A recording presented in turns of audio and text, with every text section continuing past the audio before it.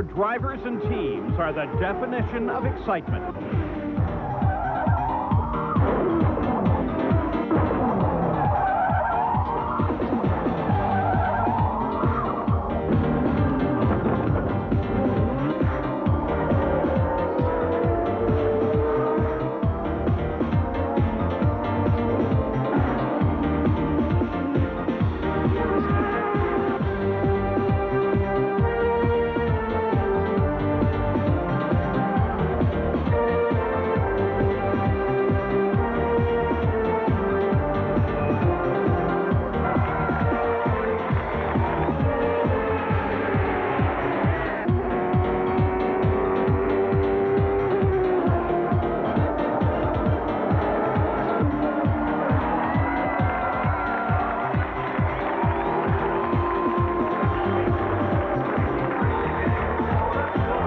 Nigel Mansell is the current king of the IndyCar realm. But very soon, the engines will roar their challenge once again, and the fight will begin anew. Welcome to the 1994 IndyCar Preview Show. This quiet little street on the west side of Indianapolis, Indiana, is called Gasoline Alley. It's named for that famous piece of real estate at the Indianapolis Motor Speedway, not 2 miles away. And it is here on Gasoline Alley that many of the great IndyCar teams' shops are located. Already inside these buildings like Pac West and Forsyth Green Racing, they are dreaming of the '94 season, and the new cars are under construction and being tested. We're going to take a look ahead to IndyCar 1994, and we'll also look back at 1993 and see some of the really great races from last year. We'll also get a chance to look inside some of these shops and see what they have in mind. But let's begin by sending you back to Australia 1 year ago. It was in the sunshine of Australian summer at Surfers Paradise that the IndyCars first took to the track. Rookie Nigel Mansell took the pole position, but his newness showed on the start as both Emerson Fittipaldi and Paul Tracy got past. Very soon, Paul Tracy was outrun with mechanical ills. And soon, too, the Mansell style showed as he was around Emerson Fittipaldi. But the officials ruled that this pass came in a yellow flag area, and so they called Mansell into the pits for a penalty. As he made the pit stop, they also refueled the car. That caused controversy. But nevertheless, Mansell went on to take the victory, and in doing so became the first rookie to win his first IndyCar race. In practice for Phoenix, Mansell was running a record pace until he caught the wall, spent the night in the hospital, and could not race. Scott Goodyear took his first pole position with Mansell's teammate Mario Andretti starting on the outside of the front row. Mario was hungry. Right away, he challenged Goodyear and took the lead of the race. But very soon, up came Paul Tracy from the Penske team to challenge Andretti. And now, Paul Tracy was in front and pulling away by 2 laps. But he got too anxious on a pass late in the race.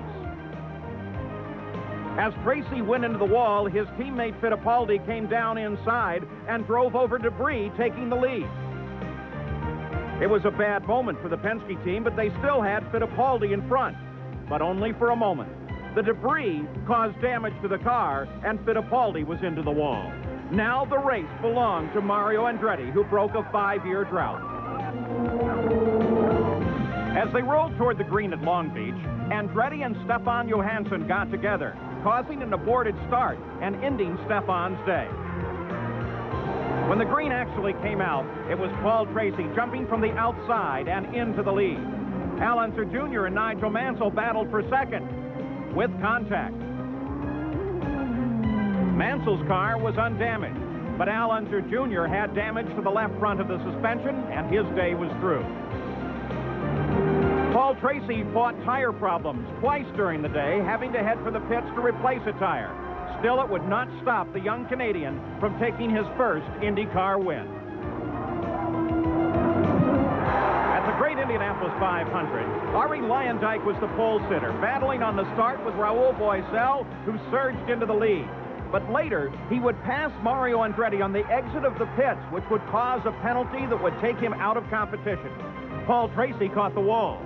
He was uninjured, but his 500 was over. Roberto Guerrero and Jeff Andretti got together. The leaders were fast approaching the accident scene, and Nigel Mansell had to thread the needle to get past. There were still 8 cars running together for the lead of the race. Mansell had the lead, but Fittipaldi caught him sleeping on the restart, and both Fittipaldi and Arie Luyendyk were able to move past the rookie Mansell.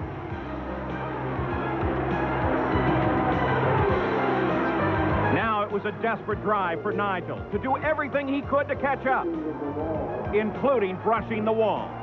But to no avail. Emerson Fittipaldi took his second $1 million 500 purse. A week later at Milwaukee, Raul Boesel was still angry for his Indy penalties and took the pole and the early lead of the race. But Paul Tracy, coming through traffic, was able to move up and eventually take the lead. Both Tracy and Mansell were showing remarkable skill on the 1-mile oval. Suddenly, Adrian Fernandez was into the wall along with several other cars, including Paul Tracy and Arie Luyendyk. Now Raul Boesel had the lead, but not for long as Mansell moved past and picked up his first 1-mile oval win. The character of the '93 season was beginning to show, and it personified excitement. We'll be back.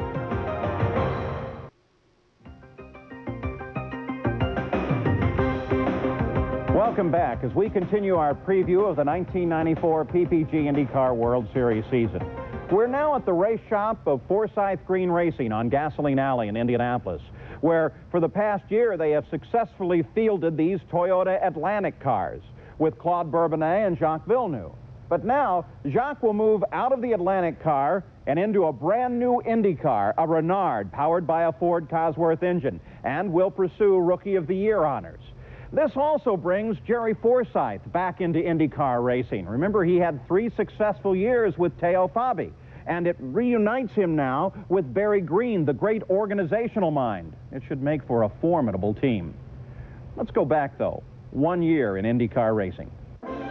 In June, on Belle Isle in Detroit, Mansell had the pole, but Fittipaldi jumped the start. The officials had discussed this possibility, and a few laps later, black flagged Fittipaldi while he was running in the lead. Later, Fittipaldi caught the wall, ending his day. Nigel was battling with Stefan Johansson when those two got together, sending Johansson off course and into Teo Fabi's car. Now, the leader was Danny Sullivan, being challenged by his teammate Al Unser Jr., who drove inside the white line. The officials weren't happy with that performance either. Mansell was threading his way around a safety truck when he got pushed out into the gray and against the wall. Al Unser Jr., because of his passage over the white line, was brought in for a stop and go. On the final lap, Robbie Gordon spun and nearly blocked the course. Danny Sullivan took the checkered flag. It may be his last in IndyCars for some time, as this year he is driving only in NASCAR. In Portland, it was again a Mansell-Fittipaldi battle as the green flag came out. Both involved in a desperate drive. Lap after lap, the two former world champions battled, followed by Tracy and Johansson. But Mansell got anxious, locked the brakes, and ran off an escape road. It would be some time before he got back into the fight. But now, too, the weather was changing. They went to wet tires in a slight shower, and then came back to dry tires. Mansell, one of the first to make that decision to switch to the dries. Still, it was not enough to hold off Fittipaldi, who took the win at Portland. Mansell came in second and continued a points lead. At Cleveland, the start of the race turned into a melee in the first turn, as the field spread wide and then all tried to go through the same hole at once. There were 4 separate accidents. Paul Tracy came up to charge Nigel Mansell and moved past into the lead. Danny Sullivan battled with his teammate until they collided. Both were able to continue on. Now, the two former world champions, Fittipaldi and Mansell, staged a classic duel for several laps. The battle was finally resolved in Fittipaldi's favor.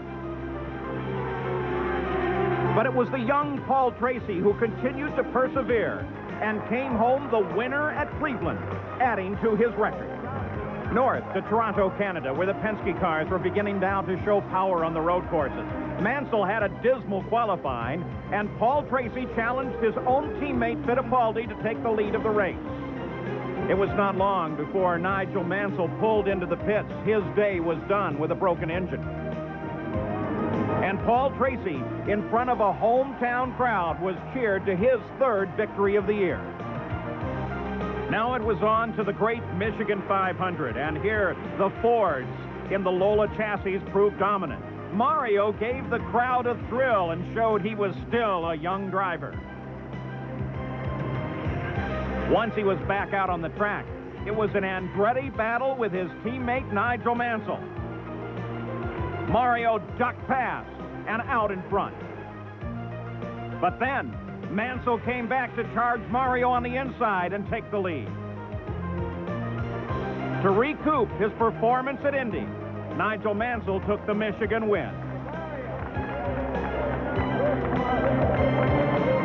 As the teams headed to the Mile Oval at New England, little did we know that we were about to see one of the greatest mile races ever. Nigel Mansell started on the pole with Boesel outside, but the entire field dove and weaved back and forth like this pass as Paul Tracy moved under Mansell and into the front. But that was only one of many laps as the two fought back and forth constantly throughout the afternoon. Tracy ahead of Mansell, Mansell ahead of Tracy. On the backstretch, Raoul Boesel lost control and tapped the wall, his first DNF of the year. Now it was Mansell challenging Tracy. Mansell picked up the lead again, this time to hold on all the way to the checkered flag. On his 40th birthday, Mansell scored his third oval win, proving a power on ovals that had not been anticipated. So despite some rather critical mistakes early on, Nigel Mansell is the points leader, and he's proven to be an incredible competitor. Additionally, his presence in the Indy cars is drawing global attention to the sport. But the PPG Cup has not yet been won. There are other competitors like Emerson Fittipaldi who have their sights set on the same goal. We'll go back and continue our look at 93 in just a moment. Let's consider 94, though, and the presence of the new Renard race car. At least 5 teams are going to use that chassis. Perhaps most notable is Michael Andretti, who is making his return from Formula One racing. Already his times in the Renard have been extremely competitive. We'll be back with more of our PPG IndyCar World Series preview in just a moment.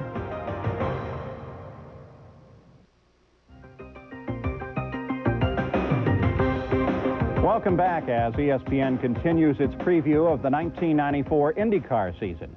We've moved across the street now at Gasoline Alley to the shop of Tony Bettenhausen Motorsports, which is full to the brim with Penske PC-22s ready for the hands of Stefan Johansson. You'll also see Gary Brabham and Indy Lights standout Robbie Groff in the cockpit of these cars this year. And Tony Bettenhausen and his engineer Ken Anderson are already dreaming of the changes that they will make that will bring them victories during the season. But let's go back and take a look at the final moments of the 1993 season where Nigel Mansell is battling for a rookie championship with Emerson Fittipaldi. At the giant Road America circuit at Elkhart Lake, Wisconsin, Paul Tracy had the pole and jumped into the lead, leaving Mansell and Fittipaldi to battle for second place. Tracy, in a desperate drive to stay in front, was all over the course, as was Adrian Fernandez, who caught the barrier in Thunder Valley.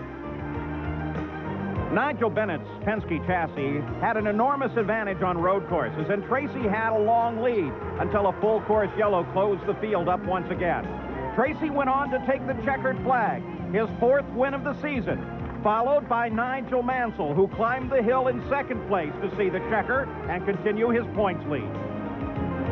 The complexion of the front row changed at Vancouver, with Scott Goodyear on the pole and Bobby Rahal starting alongside. Goodyear jumped to an early lead. Rahal challenged, followed by Tracy. But Rahal cooked the brakes too hard in a corner, and Tracy got passed into second place. Now Paul was all over Scott Goodyear as he challenged, diving low in a corner. Pushing Goodyear to the outside, he was in second place as Bobby Rahal followed Tracy through. But very soon, it was mechanical ills that ended Paul Tracy's day and put Rahal in front. who then stopped for fuel. Al Unser Jr. refused to stop and stayed out, carrying a light load of fuel to his first win of the season and his last for Gallus Racing. At Mid-Ohio, Mansell had his first opportunity to wrap up the IndyCar Championship, but a compression on the start put a number of cars in contact, including Nigel Mansell and Arie Luyendyk. That sent Mansell into the pit for extensive repairs to the nose wing and took him out of a chance for a championship. Paul Tracy got caught up behind Scott Pruitt and got into the barrier. Al Unser Jr. got together with Emerson Fittipaldi. It clipped Al Unser Jr. off of the course and out of competition. Now it was Emerson Fittipaldi taking the win and keeping his hopes alive for a championship. At Nazareth, Mansell again had a chance to wrap up the championship. But on the start, the Penske cars were passed again. Paul Tracy challenging his teammate Fittipaldi and taking the lead. But Mansell was moving up and moving up quickly.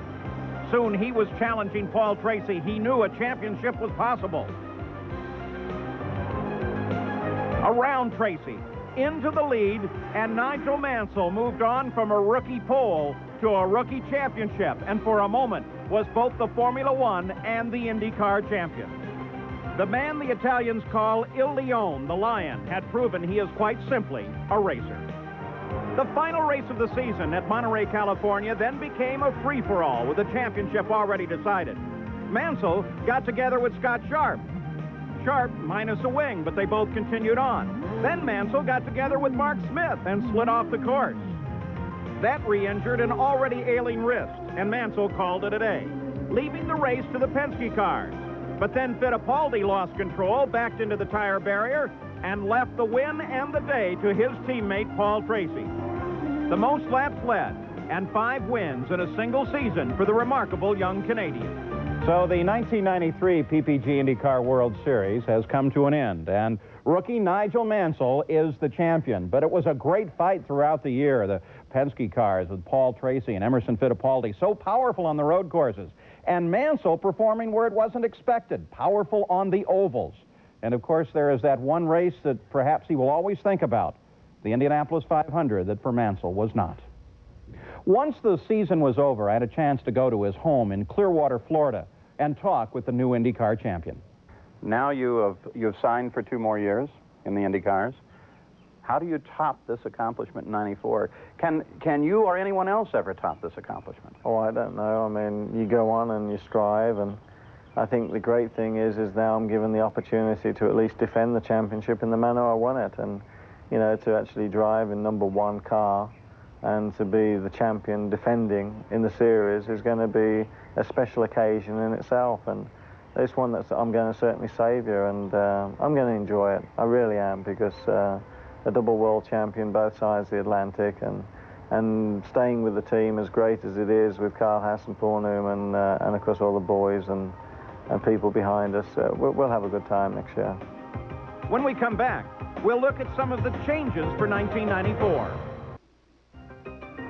We continue now with ESPN's preview of the 1994 PPG IndyCar World Series season. And we have moved north of the Indianapolis Motor Speedway now to the shop of Derek Walker Racing. They've moved to Indianapolis recently, and this is only a temporary facility. They plan a much larger permanent facility to be online very quickly. The cars here of Mark Smith, Willie T. Ribbs, and Robbie Gordon, they're already working hard on them. In fact, some of the cars just back from testing. This is the Lola, powered by the Ford Cosworth engine, and this team, for one, is very excited about the fact they've had substantially more testing this year than in past years, and they think they're going to run at the front the entire season. But of course, there are a number of other teams with the same opinion. Let's take a look at the entire lineup for this year. Davy Jones and David Tennyson join A.J. Foyt. Stefan Johansson will still lead for Tony Bettenhausen, and Scott Goodyear now joins Budweiser King Racing. Michael and Gugelmin are teamed. Bentley and Buell at Dale Coyne, and Bosell and Mashusta at Dick Simon. At the Formula Project, Stefan Gregoire, Adrian Fernandez alone at Gallus, and Teo Fabi and Jimmy Vasser back with old teams. Luyendyk joins Griard at Regency, Newman Haas remains the same, and Pac West is a new team. With the addition of Al Unser Jr., Penske Racing is now 3 cars. Montermini at Project Indy, and Rahal Hogan will be a group to watch. Derek Walker Racing is 3 drivers led by Robbie Gordon, but keep an eye on both Ribbs and Mark Smith. Now, let's go and take a look at some of the other changes this year. Danny Sullivan, shown here at the IROC Garage, will be in NASCAR all season. Michael Andretti will keep his international helmet style, but he'll be racing for Renard at Chip Ganassi Racing. Already, he's laid down some remarkable times in the preseason testing. The car appears to be well constructed and should challenge early on. 2-time IndyCar champion Bobby Rahal is teamed with Mike Groff. They both will be carrying the new Honda racing engine, which has extensive testing behind it and should be very fast in its first races. In Emerson Fittipaldi's adopted hometown of Miami, they've named a street after him and gave him the honor of receiving the first traffic ticket on that street. In the background there is Ralph Sanchez, who in 1995 hopes to bring IndyCar racing back to Miami, Florida. And already in the testing this season, there have been some remarkable occurrences. Nigel Mansell at Phoenix is below 20 seconds in his test run. Remarkable qualifying efforts off of that car. And then, too, take the case of Al Unser Jr., now driving for Roger Penske. They have over 3,500 miles of testing. And I assure you, all of the teams are doing exactly the same thing, pointing to perhaps the most competitive season ever in the Indy cars. I'll have some final thoughts right after this. Welcome back to ESPN's 1994 IndyCar Preview Show. You know, it seems that every year we say that this will be the most exciting year ever. I've been going to IndyCar races since 1960, and they just keep getting better and better and better. But I think there are some arguments as to why 94 may be the best of all. Nigel Mansell returns to the sport, trying to defend his rookie championship, but challenged this year by all of the rest and Michael Andretti, who is coming back from Formula One and has a similar temperament, a similar style to Nigel's. And then, too, there's Mario Andretti, who now leaves the sport with his farewell tour after a long and distinguished career, but still looking for just one more victory before he goes. And all of the newcomers into the sport. We've seen the excitement given us by Robbie Gordon and Paul Tracy in '93, and you can expect more of that yet to come. And then all of the new equipment. In the engine department now, the Ilmor engine, the Ford Cosworth, the brand new Honda engine, all of those are going to be something to watch. And if you're a techie freak too, there's also all the chassis, the new Renard, a brand new Lola design, a new Penske design. It all mixes together to predict what should be an enormously great season for the Indy cars. I'm Paul Page. I'll see you at the IndyCar races.